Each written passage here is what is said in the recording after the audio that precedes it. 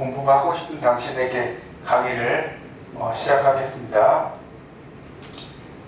오늘은 저번 시간에 이어서 저번 시간에 한시나 영어와 관련된 이야기를 좀 했었는데 좀 더 보충해서 설명을 좀 하도록 하겠습니다.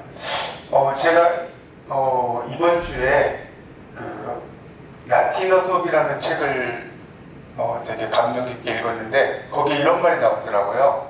공부를 한다는 것은, 사랑한다는 것은 우리 마음속에 아지랑이를 부는 일입니다.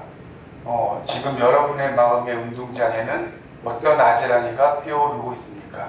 그러니까 공부를 한다는 것 자체가 우리 마음속에서 좀 더 희망이라든가 이런 것들을 좀 볼 수 있다, 이런 맥락으로 저는 좀 이 내용을 좀 이해를 했습니다. 그래서 오늘은 이제 그런 내용도 좀 설명을 좀 드리고 좀 더 보충적인 설명 이런 것도 좀 같이 하면서 설명을 드리도록 하겠습니다. 공부라는 것은 반복입니다. 공부는 우리가 영어로 repetition이라는 말 쓰는데 반복을 상당히 강조하는, 우리가 영어로 repetition makes perfect 이런 말이 있거든요. 반복은 완벽하게 만든다, 이런 뜻입니다. 그래서 갓난아기가 엄마라는 단어를 인지하고 처음 발음하기까지 그 아기에게 그 단어를 한 1만 번 이상 들려줘야 된다고 합니다. 그래서 1만 번 이상 듣고 나서 비로소 이런 말을 할 수가 있다라고 합니다.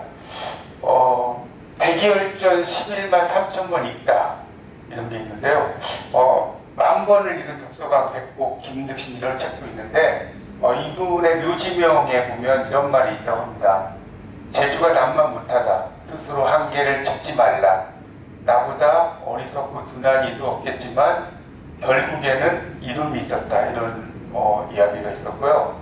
그래서 김득신은 노자열전만 해도 한 2만 번을 읽었다고 합니다. 어려서 천연두를 앓고 남보다 배움에 뒤졌는데 힘없이 공부를 해서 또 이제 아버지 김치의 격려로 늦는다고 성공하지 말라는 법은 없다, 반복해서 외우면 반드시 외울 수 있을 것이다, 이렇게 이야기를 했다고 하고요. 또 다산 정약용 선생님은 글이 생긴 이래 수천 년 동안 독서를 부지런히 하고 독서가 뛰어난 이는 김득신이다, 이렇게 이야기했다고 합니다. 그러니까 반복이라고 하는 게 공부에서는 상당히 중요하다라고 볼 수가 있습니다. 그래서 이제 이 말도 제가 라틴어 수업이라는 책에서 가져왔는데요. 공부를 해보지 않은 사람이 공부 그거 별거 아니야 라고 말할 수 있을까요? 성공과 실패를 해보지 않은 사람이 그것에 대해서 논한다면 그 말에 무게가 실릴까요? 이렇게 이야기를 하고 있습니다. 그러니까 공부라는 것은 해보고 나서 그런 이야기를 해야 된다는 것이고요. 일단 라틴어 중에 카르페 디엠이라고 하는 말이 있고요. 이건 영화 죽은 시인의 사회에서도 이런 말이 나오는데 오늘 하루를 즐겨라, 이런 의미입니다. 그리고 자기에게 주어진 기회를 놓치지 마라. 그래서 영어로는 이제 seize the day라는 말을 써요. seize the day라고 하는 것이 이제 이 기회를 놓치지 마라는 의미가 있고요. make hay while the sun shines, 태양이 비칠 때 건초를 만들어라, 이런 표현도 있고요.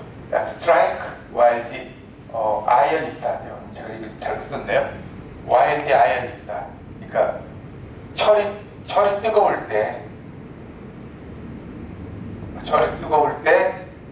때려라는 뜻입니다. 그래서 오늘의 불행이 내일의 행복을 보장할지 장담할 수는 없지만 오늘 행복하게 산 사람의 내일이 불행하지만 않을 것이기 때문이다. 그러니까 이렇게 행복하게 하루하루를 산다는 것 자체가 아주 중요한 내용이다 라는 의미로 이해하시면 될 것 같습니다. 그게 이제 제가 라틴어 수업 책에서 나왔던 이야기고요. 또 이런 말이 있더라고요. 인간이 나무와 다른 것 중 하나는 살아있는 동안 향기롭지 못하면 죽어서도 절대 향기로울 수 없다는 점이다.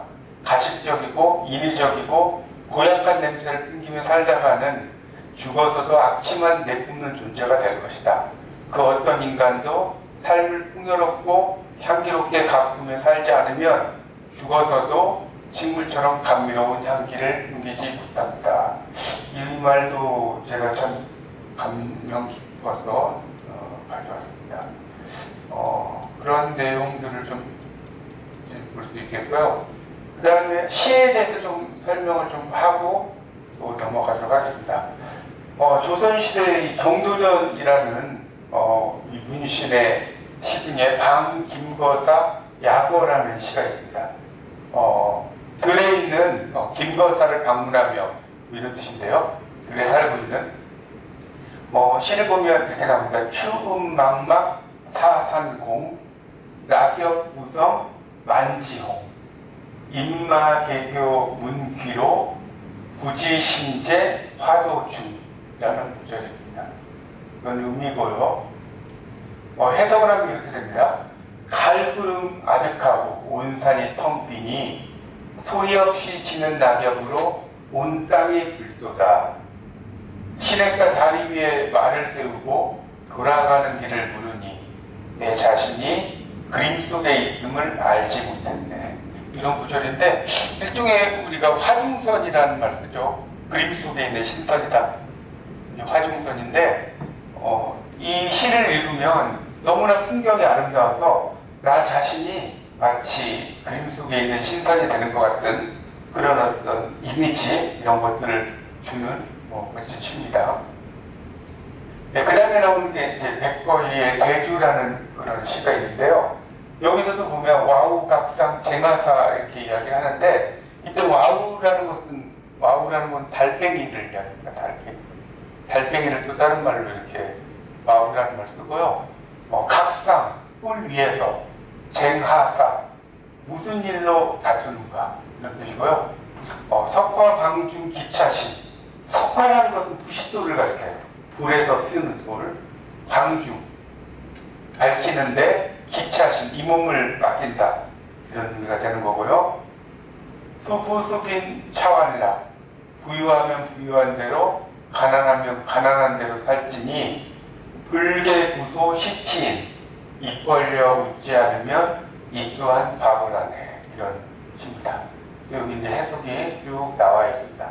이 시에서 가장 멋진 부분은 부싯돌 불빛 같은 찰나에 이 몸 맡기고 있을 뿐인데 이 구절인 것 같습니다. 그래서 이 부싯돌 불빛 같은 찰나에 대한 설명을 좀 드리면 지구의 나이가 한 45억 년 정도 된다고 합니다. 근데 인간의 나이는 아무리 많아야 100세 정도밖에 되지 않습니다. 어떻게 보면 우리는 천지역 안에 사는 하숙생일 뿐이고 이 천상동 시인의 말처럼 시에 이 세상 소풍 끝나는 날 가서 아름다웠다고 말하리라 이런 구절하고 상당히 비슷하죠. 그래서 그 최희준 가수의 하숙생이라는 노래가 있어요. 노래에 보면 이렇게 시작이 되거든요. 인생은 나그네 길 어디서 왔다가 어디로 가는가 뭐 이런 내용인데 결국은 우리 삶 자체가 하숙생이라고 볼 수도 있겠습니다. 자, 그 다음에는 시와 관련된 설명을 조금 해드리도록 하겠습니다. 여러분이 지금까지 한시를 많이 공부하셨고 시에 대한 이야기도 공부를 하셨으니까 시에 대한 이야기를 좀 설명을 좀 드리도록 하겠습니다. 우리가 이렇게 시를 쓰려면 한 5가지가 상당히 중요하다고 생각이 됩니다. 그래서 첫 번째는 많은 체험을 해라. 그러니까 많은 삶의 여러 가지 체험, 몸으로 겪는 체험. 그러니까 우리가 경험과 체험의 차이는 경험은 그냥 겪는다는 의미를 가지고 있고요. 체험이라는 것은 내 몸으로 느끼고 깨닫는다는 의미가 훨씬 더 경험보다 강합니다. 그런 것들이 상당히 중요하고요. 두 번째는 독서. 책을 많이 읽는 것이 또 시를 쓰거나 이럴 때 도움이 되는 것이고요. 그다음 세 번째는 마음의 눈이라고 해서 심안이라고 합니다. 심안. 마음 심자의 눈 한자죠. 그래서 마음의 눈으로 사물을 바라보라는 거죠. 사물을 바라볼 때 그냥 보는 게 아니고 내 마음속의 눈으로 바라보는 것이 상당히 중요하고요. 네 번째는 사색입니다. 사색. 사색이라는 것은 많이 생각한다는 의미죠. 생각을 아주 깊이 있게 많이 하는 것을 사색이라고 이야기해요. 사색. 그래서 이제 우리말에서는 사색이라는 것이 이렇게 한자로 써버리면 의미가 좀 달라지죠. 사색을 한자 왼쪽에 있는 것은 생각할 사자에 사색한다는 색자고, 오른쪽에 있는 이 사색은 죽을 사자의 비색자예요. 죽을 사자에. 그래서 우리가 우리말은 이렇게 한자를 안 쓰면 이게 어떤 의미를 갖는지를 잘 알 수가 없어요. 그런 의미로 이제 쓰이죠. 그래서 우리가 우스갯소리로 화장실에서 안에서 앉아있는 사람은 사색을 하는 것이고, 화장실 밖에서 있는 사람은 거의 사색이죠. 죽을 기운이 난다, 이런 의미가 되는 겁니다. 그래서 그 다음에 이제 나오는 게 다섯 번째가 주위의 사물을 잘 관찰해라. 내 주변에 있는 주위의 사물들, 이런 것들을 잘 관찰하는 거, 이런 게 상당히 또 중요하다고 볼 수가 있겠습니다.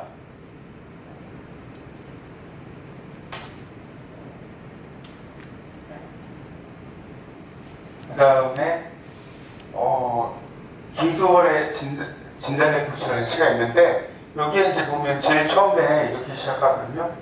나보기가 역겨 가실 때는 말없이 고이군에 들이오리다, 이런 구절이 있는데, 이걸 영어로 이제 쓰면 If you go away tired of me, I will send you without saying anything, 이렇게 영작이 됩니다.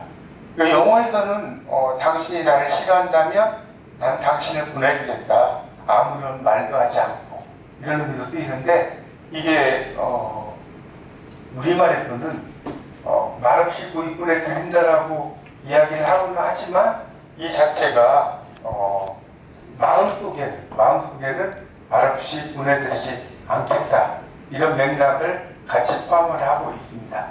이렇게 볼 수가 있겠죠. 그 다음에 나오는 게 이제 영변의 악산 진달래꽃 아름다다 가실 길에 뿌리오리다, 이런 구절을 다 아실 거고요. 이런 걸 이제 한자로는 산화공덕이라고 하죠. 산화공덕. 꽃을 뿌려서 덕을 바친다, 그렇게 이야기를 하거든요. 산화공덕, 이런 표현을 합니다. 그래서 이런 것들을 이제 표현을 할 수가 있는 것이고요. 그 다음에 가시는 걸음걸음 놓인 그 꽃을 사뿐히 지려밟고 가시옵소서, 나왔죠. 그 다음에 나보기가 역겨 가실 때는 죽어도 아니운 물리우리다. 이게 이제 에이블비라고 해서, 에이블비는 우리말로 번역하면 슬퍼도 슬퍼하지 않는다, 슬퍼도 슬퍼하지 않는다, 이렇게 번역됩니다. 이게 에이블비죠. 에이블비. 아무리 슬퍼도 슬퍼하지 않는, 이런 의미로 볼 수가 있는 것이고요.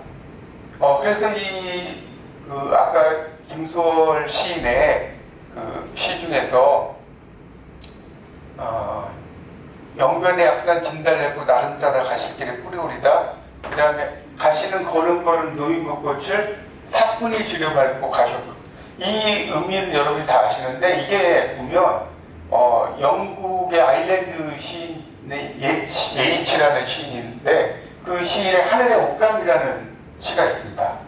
거기에 보면 내게 금빛 은빛으로 수놓은 하늘의 옷감이 있다면, 밤과 낮과 어스름한 저녁으로 짠 푸르고 흐리고 검은 옷감이 있다면 그대 발 아래 깔아드리련만. 가난한 나는 꿈밖에 가진 것 없어 그대 발 아래 이 꿈을 깔아드리오니, 이런 구절이 있습니다. 그러니까 결국은 가시는 걸음걸음 놓인 그 꽃을 사뿐히 지려밟고 가시옵소서, 이런 표현이 있는데, 이게 이제 그런 맥락으로 볼 수가 있겠고요. 그래서 이 사뿐히 밟으소서 그대 밟는 것 내 꿈이오니, 이 표현에서 이제 상당히 영향을 받았다라고 볼 수가 있겠죠. 원래 이제 H의 시에서는 이렇게 I have spread my dreams under your feet softly because you tread on my dreams, 이렇게 씁니다. 그래서 이제 이 트레드라고 하는 것이 이제 밟는다는 의미를 가지고 있어요. 그래서 이런 것들의 영향을 받았다고 볼 수가 있는데, 이제 그것은 김소월의 스승이 예이치고요. 이 김소월의 스승이 김옥이고요. 김옥 시인이 이제 예이치에 대해서 많이 번역을 했습니다.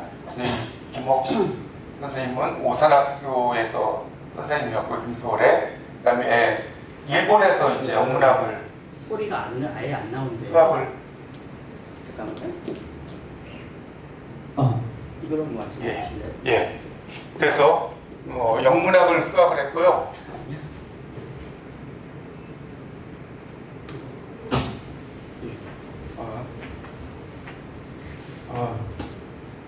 그래서 그 말씀하세요. 예이치의 시들을 우리말로 이렇게 많이 번역을 했다고 합니다.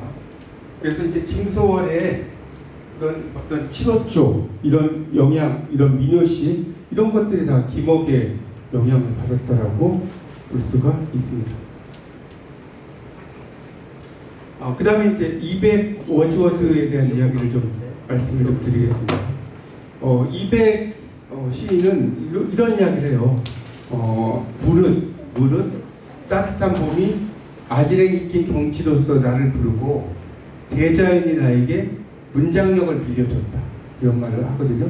그러니까 이 대자연이 문장력을 빌려줬다라고 하는 것은 일종의 시를 쓴다는 것은 어떤 자연의 어떤 힘 이런 것을 이야기했다라고 볼 수가 있겠습니다. 그 다음에 이제 워즈워드 시인은 영국의 낭만주의 시인인 워즈워드 시인은 이런 말을 합니다. 모든 훌륭한 시는 힘 있는 감정의 자발적인 흘러넘침이다. 이런 말을 하는데요.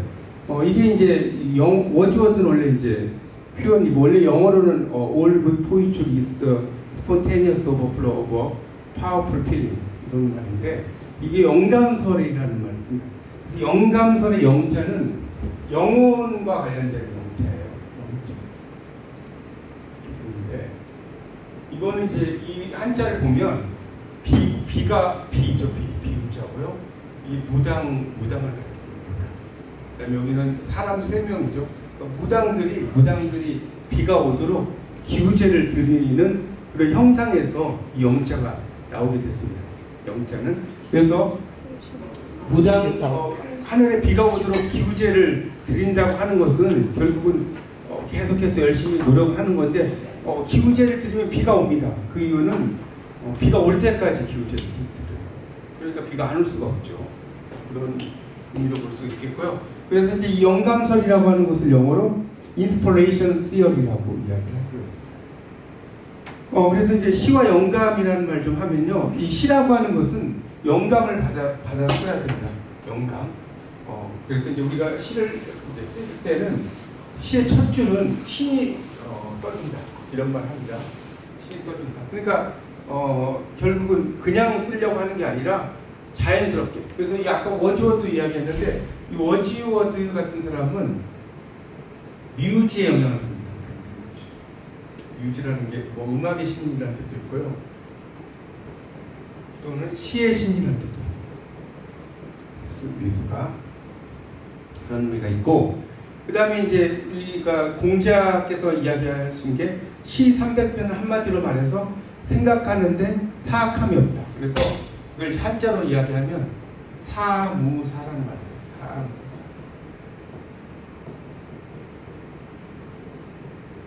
생각할 사, 없을 무, 사악할 사. 생각함에 사악함이 없다. 이런 말 쓰거든요. 이게 시경을 이제 공자께서 편집을 하셨죠. 편집을. 민간에 있는 여러 노래들을 묶어서 시경을 이제 편집을 하셨는데 그때 이제 한 말씀이 아주 유명한 말씀입니다. 그 다음에 이제 T.S. 엘리어트라고 하는 그 시인이 있는데요. 이분은 어떤 말을 하냐면 내 마음을 표현하기 위해서는 물건을 가져와야 된다. 그래서 이 물건이라고 하는 것을 객관적 상관물이라고 이야기하고요. 이 객관적 상관물이라는 것이 결국은 상징의 또 다른 표현이다라고 이해하시면 될 것 같습니다. 객관적 상관물 이런 말씀을 합니다. 그래서 이제 시를 쓸 때 여러분들 이제 뭐 시를 또 쓰시는 거를 좋아하시고 그런 분들도 계실 것 같아서 좀 시에 대한 이야기를 먼저 좀 드리겠습니다. 시를 쓸 때는 시에도 육하 원칙이 필요하다. 그래서 언제, 어디서, 누가, 무엇을 어떻게 왜 이런 말 하죠. 이런 것들이 상당히 중요하고요. 그 다음에 이제 사물시를 우리가 쓸 때에는 제목에 나오는 말을 시에 쓰지 말고 딴청을 들여라. 그러니까 이 제목에 뭐 어떤 말이 나오면 그것들을 그대로 쓰지 말고 그것에 대해서 딴청을 부리는 게 상당히 중요하고, 사물에 관해서 예를 들어서 뭐 스피커라든가 뭐 손목시계라든가 이런 사물이죠. 이런 사물을 가지고 시를 쓸 때는 이렇게 딴청을 부리는 게 좋겠고, 또 시는 이 2줄 정도로 가서는 한 문장을 끝내는 것이 상당히 또 중요합니다. 그 다음에 이제 시 속에는 자신의 이야기 이런 것들을 많이 넣어주시는 게 상당히 좋고요. 또 이왕이면 남들이 쓰지 않는 내용 이런 것들을 시로 쓰는 것이 중요합니다. 그래서 아까 그 김소월의 진달래꽃을 말씀드렸는데, 진달래꽃을 주제로 아무리 시를 잘 써도 김소월 시인을 따라가지 못해요. 이 국민 시인이기 때문에.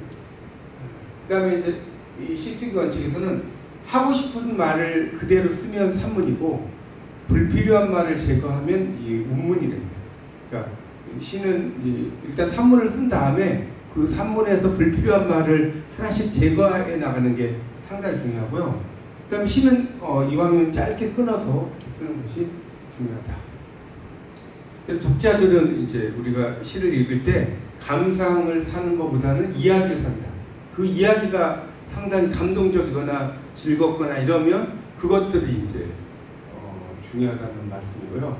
예를 들어서 종이컵을 우리가 예를 들면, 종이컵은 일회용 종이컵 이런 게 있죠. 일회용 종이컵, 그 다음에 종이컵으로 커피를 마시고, 그리고 이 종이컵은 나무에서 나오고요. 그 다음에 또 숲이 많은 곳은 인도네시아, 그리고 아마존은 세계의 산소의 3분의 1을 공급한다는 말씀을 하죠. 그리고 생명, 환경, 삶.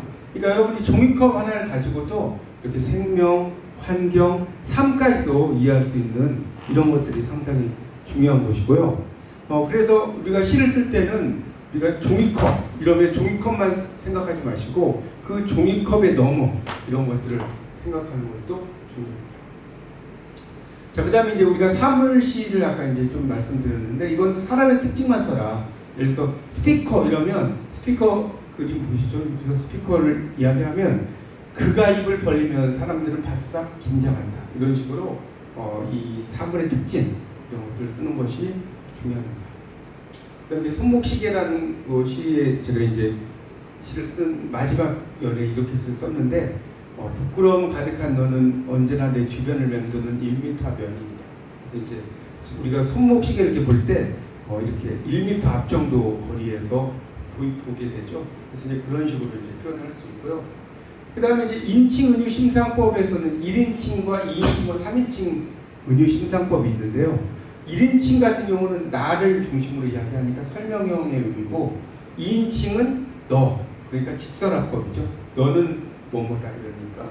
3인칭은 그나 그녀로 이제 표현을 하는데, 이게 상당히 효과적인 표현이라고 볼 수가 있겠습니다.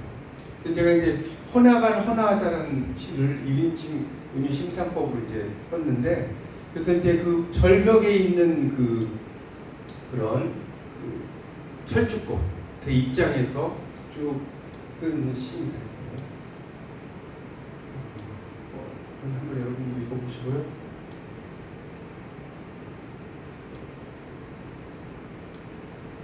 그래서 이제 원래 이 시를 좀 알려면, 여러분 허나가라는 시가 향가가 있어요. 향가, 신라테 향가가 있는데, 이게 제일 왼쪽에 있는 게 한자 원문이고, 그 다음에 그 옆에 있는 것이 이제 그 한자의 의미고요.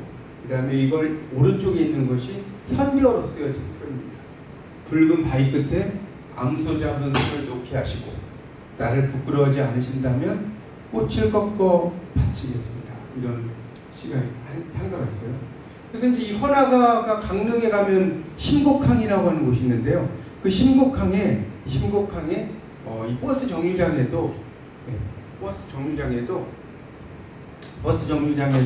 이 헌화정이라고 하는 게 있더라고요.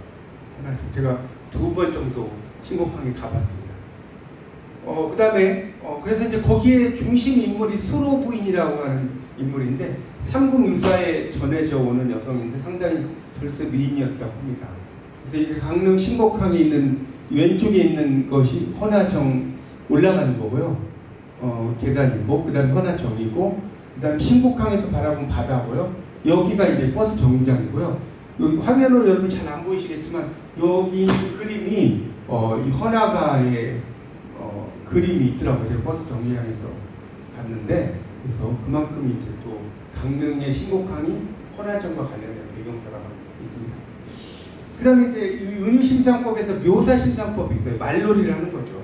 제가 이제 이프라면 이런 시도 써봤는데, 그러니까 뭐 우리가 라면이라고 할 때 뭐 우스갯소리로 라면인데 못 먹는 라면 하면 바다가 육지라면 이런 말 하죠. 그래서 당신과 함께라면 이런 이제 시를 써본 게 있고, 그다음에 이제 이 묘사심상법에 김이라는 시를 제가 이제 쓴 적이 있는데, 이 김 같은 경우도 이제 우리가 먹는 김도 되겠지만 이 김이 여러 가지 의미가 있죠. 그래서 이제 뭐 온 김에 뭐 이런 의미도 이제 쓰이고요. 김이. 그다음에 뭐 잘생김 이런 식으로 해서 이 김이라는 말과 관련된 여러 가지 표현들을 이렇게 시 속에다가 집어 넣을 수가 있어요. 그런 것들이 이제 또 하나의 묘사 심상법이라고 할 수 있어요. 그다음에 또 하나는 성찰 심상법이 있는데, 우리가 시라고 하는 것은 감상만 있으면 시가 아니에요. 그래서 감상과 반성, 성찰. 우리가 성찰 영어로는 이제 리프렉션이라고 합니다. 리프렉션. 이 리프렉션이라는 단어는 영어에서 이제 세 가지 뜻이 있는데요. 반사, 반성, 반영 이런 뜻. 그래서 이 반영이라고 하는 것이 이제 다른 말로 뭔가를 비친다는 의미가 되는 것이고요. 이 반성이라고 하는 것이 이제 일종의 성찰되겠죠. 오늘의 일을 돌이켜보는 거니까 그렇게 볼 수 있겠습니다. 그래서 이제 그런 것들이 있고, 그래서 이제 그 성찰 심상법의 시 중에 이런 시가 있어요. 김순진 시인의 깻잎 반찬이라는 시가 있는데, 여기 보면 깻잎 같은 사람을 만나고 싶다. 실에 깬 깻잎 뭉치처럼 뭉쳐 살고 싶다. 이런 식으로 이제 깻잎을 보고 그래서 사람의 일상 이런 것들도 이해할 수가 있겠어요. 그다음에 이제 관찰, 이것도 이제 사물을 잘 관찰해서 이제 쓰는 거고요. 제가 이제 이 갈매기와 관련돼서 이제 갈매기 사시사 이런 시를 한번 써봤었는데, 여기서도 이제 그 갈매기와 관련돼서 이제 그 무심히 표를 사서 이제 탑승을 했는데, 이제 갈매기들이 너무나 멋있더라고요. 그래서 이제 제가 이걸 좀 약간 시적으로 이렇게 표현했어요. 천지극장에서 서커스단의 공연이 한창이다. 새우깡을 하늘 위로 던지는 사람들과 낚아채는 숙련된 단원들. 그래서 이 갈매기를 이 숙련된 단원들로 이렇게 표시를 했습니다. 그런 것들도 있고요. 그다음에 이제 상상심상법이라고 하는 게 있어요. 상상심상법. 이거는 이매지네이션이라고 하죠. 이매지네이션. 그러니까 콩쥐팥집에서도 두꺼비가 막 항아리를 막죠. 물이 흐르지 않게. 심청전에서 연꽃이 갑자기 나타나고요. 이런 걸 우리가 데우스 마키나라고 이야기해요. 우리말로 하면 기계신이라고 하고요. 영어로는 머신갓이라고 합니다. 기계신. 기계신이라는 건데, 결국은 주인공이 위험에 빠질 때 그 주인공을 도와주는 그런 것을 이제 기계신이라고 할 수 있고, 특히 이제 해리포터 같은 경우는 상당히 엄청난 인기를 많이 얻었죠. 이 J.K. 롤링이라고 하는 여성 작가 위에 화면 보이시죠? 그래서 이 해리포터 시리즈가 엄청나게 성공했는데, 이게 결국 이것도 뭐냐면 작가의 상상력. 작가의 상상력은 정말 어마어마한 가치다. 그러니까 우리가 글이라고 하는 것이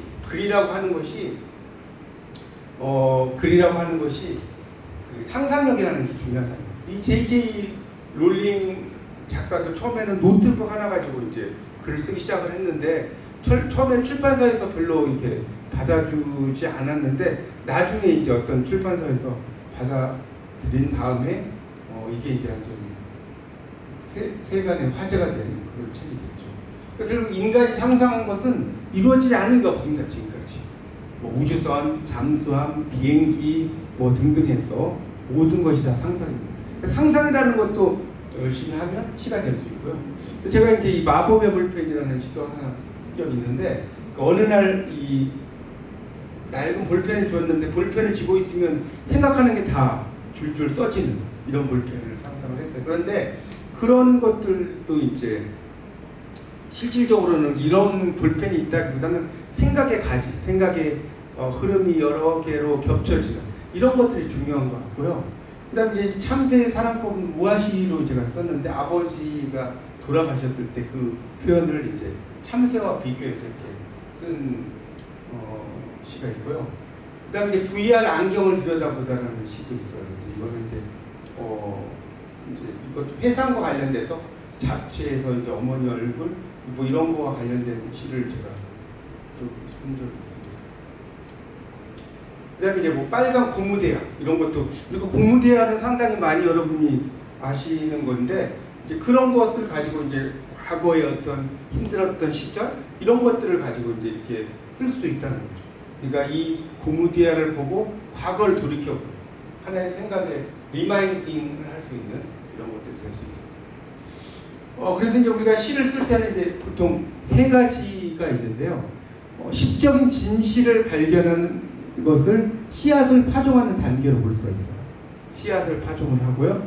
그 다음에 또 시적인 발상을 얻는 것은 새싹이 발아하는 단계. 우리가 이제 시상이 떠오른다 이런 말 들어보셨죠? 시상, 시의 생각.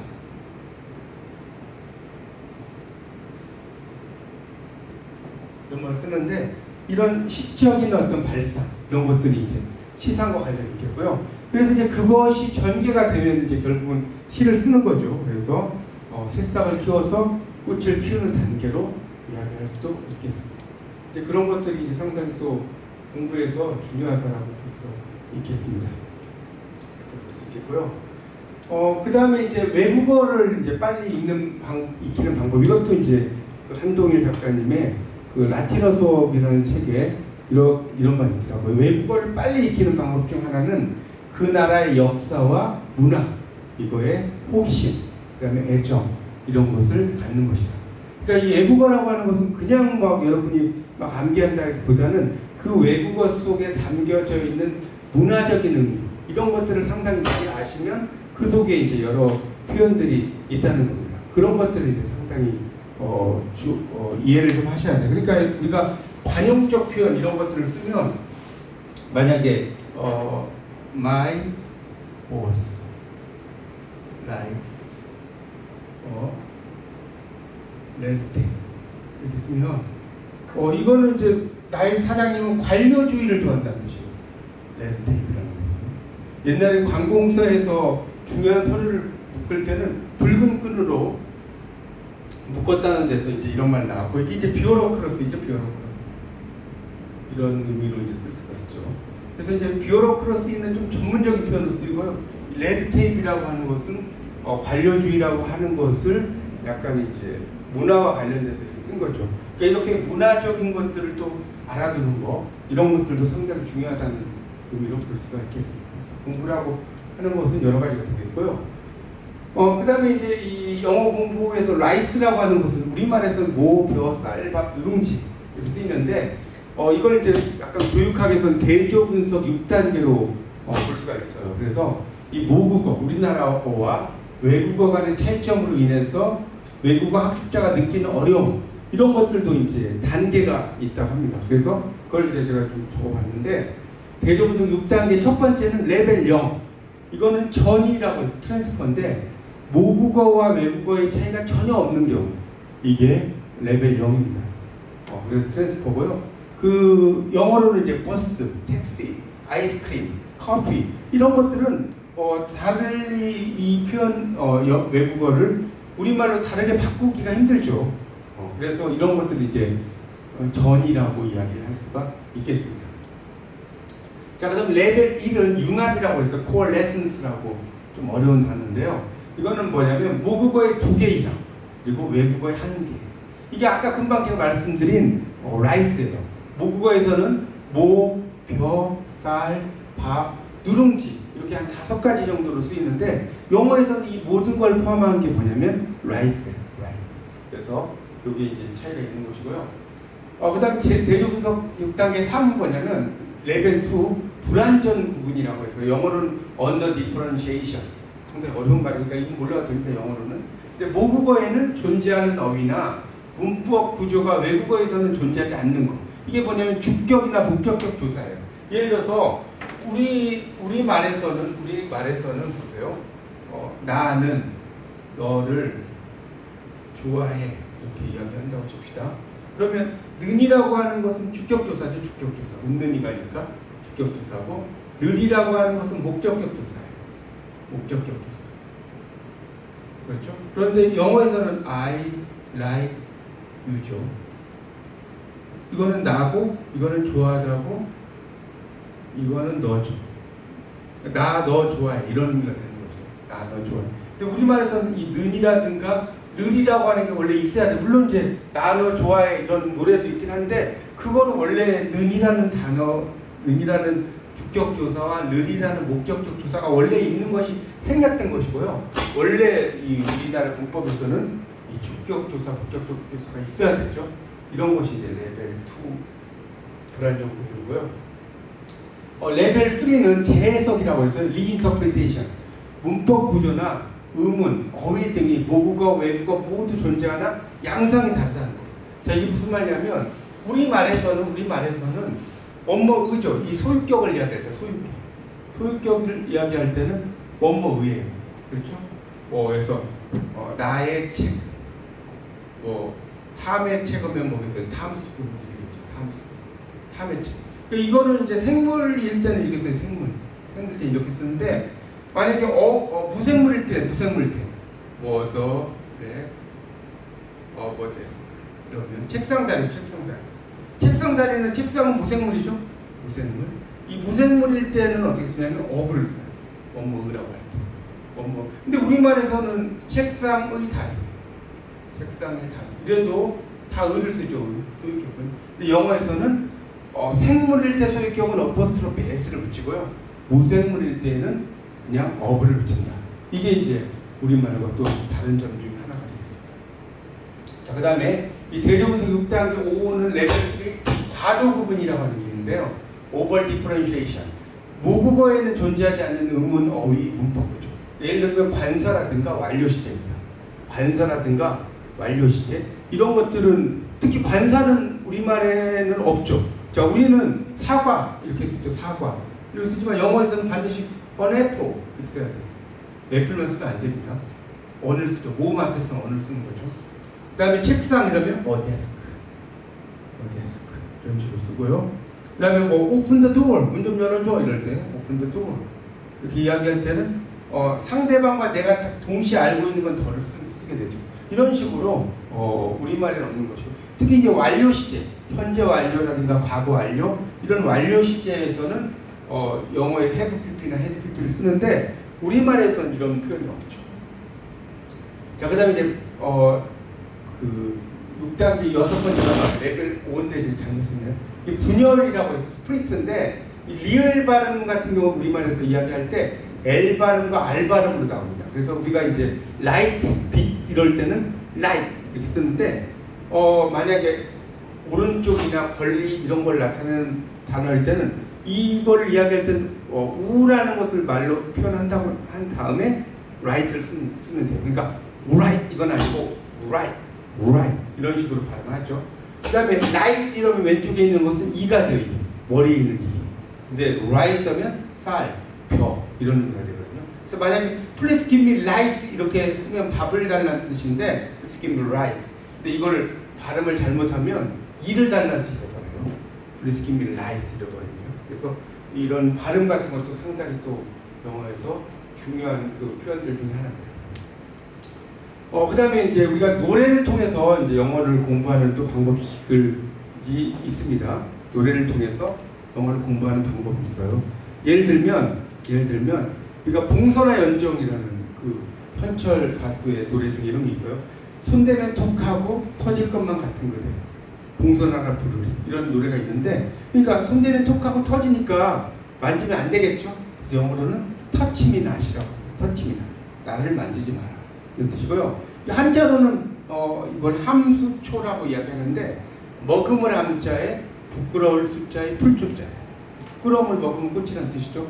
이걸 이제 학명으로는 미모사라고 이야기해요. 미모사. 학명으로는 미모사 이렇게 이야기합니다. 그래서 이거는 잎을 만지면 아래로 늘어지는 민감한 식물 이런 의미로 쓰이게 됩니다. 볼 수가 있겠고요. 그런 의미로 이제 볼 수가 있습니다.